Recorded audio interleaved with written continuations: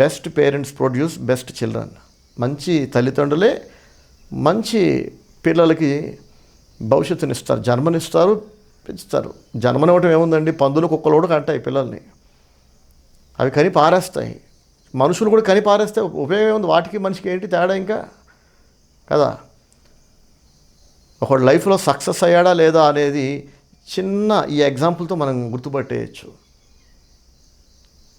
ఇన్ని ఆస్తులు కొన్నా, అన్నాస్తులు కొన్నాను, అక్కడ ల్యాండ్ ఉంది, ఇక్కడ ల్యాండ్ ఉంది, ఇంత బంగారం ఉంది, ఇవన్నీ వదిలేలా సోది.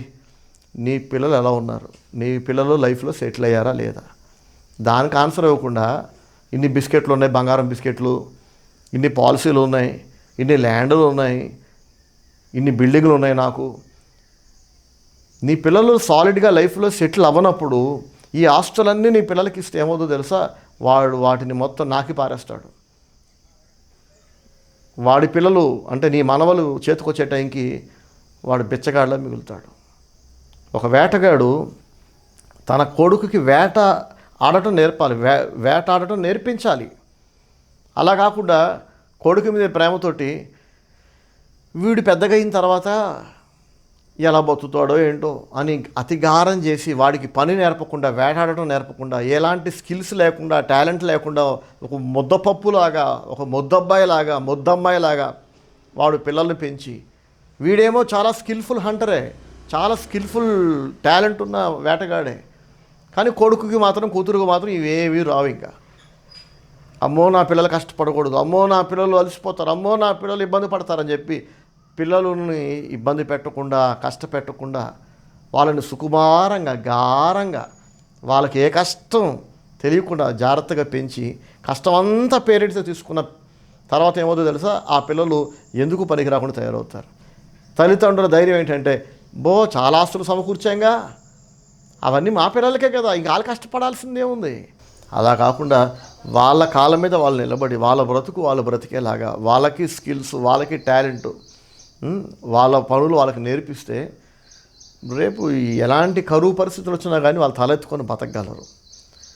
ఈ వేటగాడు తన కొడుకు మీద వాళ్ళ మాలిన ప్రేమతో వాడికి వేట నేర్పకుండా, వాడిని కష్టపెట్టకుండా, ఏ పని చెప్పకుండా ఒకేసారి చాలా జింకలు, చాలా యానిమల్స్ని వేటాడేసేసి, ఇదిగో అబ్బాయి, ఇదిగో 10 జింకలు ఉన్నాయి, 10 అడవి పందులు ఉన్నాయి, 2 ఏనుగులు ఉన్నాయి, చాలా నెమలలు వేటాడాను, ఒకేసారి నీకోసం ఎక్కువ సమకూర్చి పెట్టాను, నువ్వు ఇక వేటాడనక్కర్లేదు అని చెప్పి తెచ్చిపెట్టాడు అనుకోండి, అవన్నీ ఒక 2 రోజుల్లో కూలిపోవా?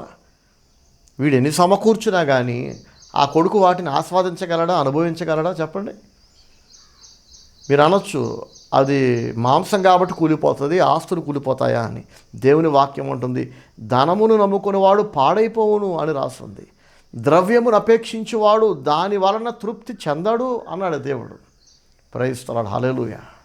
డబ్బు మోసకరమైంది, అది ఆయాసాన్ని మిగులుస్తుంది, ధనాపేక్ష సమస్త కీడులకు మూలం అన్నాడు దేవుడు. దాన్ని ఆశించిన వాళ్ళందరూ తమను తామే పొడుచుకున్నారు, తమ జీవితాలు నాశనం చేసుకున్నారు అన్నాడు దేవుడు. కాబట్టి ఎవరైనా సరే, ఏ పేరెంట్ అయినా, తల్లిదండ్రులు పిల్లలు వాళ్ళ కాళ్ళ మీద వాళ్ళు నిలబడటం నేర్పాలి. అది కూడా సరైన దారిలో నడిపించాలి, వాళ్ళని సరైన చదువు చదివించాలి, సరైన ఉద్యోగంలో వాళ్ళని నియమించుకోవాలి. లేకపోతే పిల్లలు చాలా తెలివైన వాళ్ళే, చాలా కష్టపడుతుంటారు, కానీ వాళ్ళ కష్టానికి తగ్గ ప్రతిఫలం మాత్రం వారికి అందదు.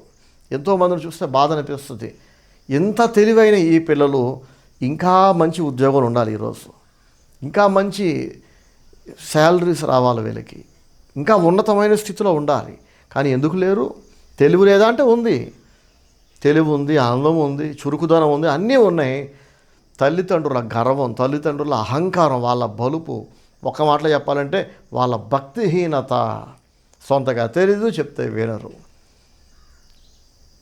ఈ భక్తిహీనమైన నిర్ణయాలతో తల్లిదండ్రులే పిల్లల జీవితాలు నాశనం చేస్తున్నారు.